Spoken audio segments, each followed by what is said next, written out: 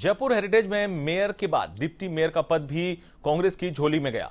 Jaipur heritage में भाजपा को दोनों ही पदों पर निराशा का सामना करना पड़ा। डिप्टी मेयर के पद पर कांग्रेस के असलम फारूकी की जीत हुई, जिन्होंने बीजेपी के महेंद्र सिंह डलैत को हराया। इस जीत के बाद जयपुर हेरिटेज के डिप्टी मेयर असलम फारूकी ने कहा कि उनकी प्राथमिकता शहर की सफाई व्यवस्था प्रमुखता से रहेगी और जो जिम्मेदारी उनको मिली है उसको पूरी ईमानदारी से निभाएंगे।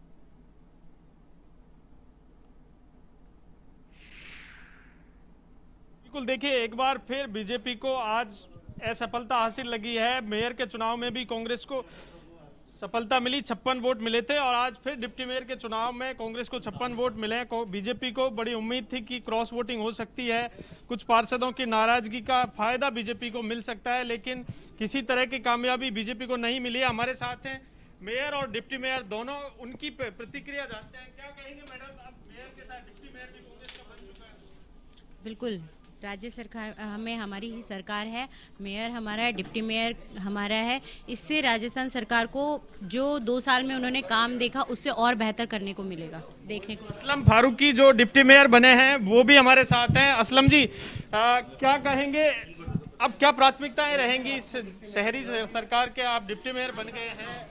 सबसे बड़ी प्राथमिकता हमारे एजेंडे में थी सीसीटीवी कैमरेज लगाए जाएंगे ताकि महिलाओं की और आमजन की सुरक्षा की व्यवस्था की जा सके।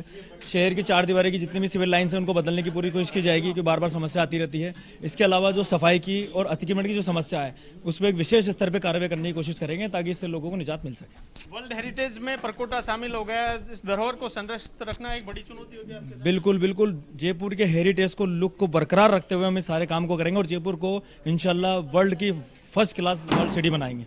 कुछ लोगों की नाराजगी भी, आपके जो पार्षद हैं वो नाराज थे, इस बात को लेकर भी काफी। देखिए, ये नाराजगी हमारी आपकी हो सकती है, लेकिन पार्टी के मामले में कोई नाराज नहीं। आपने देख लिया होगा 56 वोट हमें कल भी मिले, 56 हमें आज भी मिले हैं। इसका मतलब कोई व्यक्तिगत कोई नाराजगी नहीं है, ये सिर्फ हमारे आपस के मामले थे, वो कोई दिक्कत वाली बात नहीं है। हम सब मिलकर साथ काम करेंगे। अभी उमरदराज जी भी आप आए थे, आपने देखा होगा, उन्होंने भी मुझे आशीर्वाद दिया बड़े भाई की तरह, वो भी हमारे साथ हैं और पूरी तरह से वो अपने कांग्रेस के पूरे 56 वोट मिले हैं। ये कांग्रेस की जीत है और कांग्रेस की एकता की जीत है। वरिष्ठ कई पार्षदों को दरकिनार करके आपको मौका दिया है, श्रेय किसको देंगे? ये एक तरह से भ्रम फैलाया गया है। वरिष्ठता का कोई पैमाना नहीं होता है। आप देखिए, मैं 2004 में ही पार्षद बना था और कोई भी पार्षद जो इस बोर्ड में है वो 2004 से पहले का पार्षद होगा, लेकिन कोई 2 टाइम, कोई 3 टाइम, कोई 4 टाइम, तो मैं भी लगातार तीसरी बार पार्षद हूं।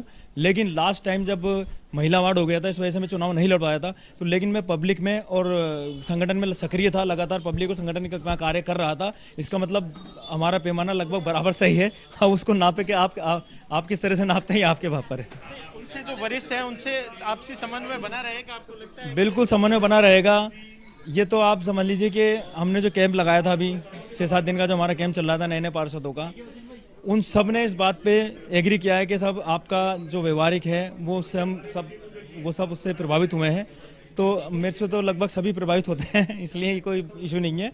और ये जो आज जो आप देख रहे हो ये उसी का नतीजा है। तो असलम फारूकी कह रहे हैं कि वरिष्ठता के नाम पर केवल भ्रम फैलाया गया था, कोई पैमाना पार्टी की ओर से वरिष्ठता का नहीं रखा गया था।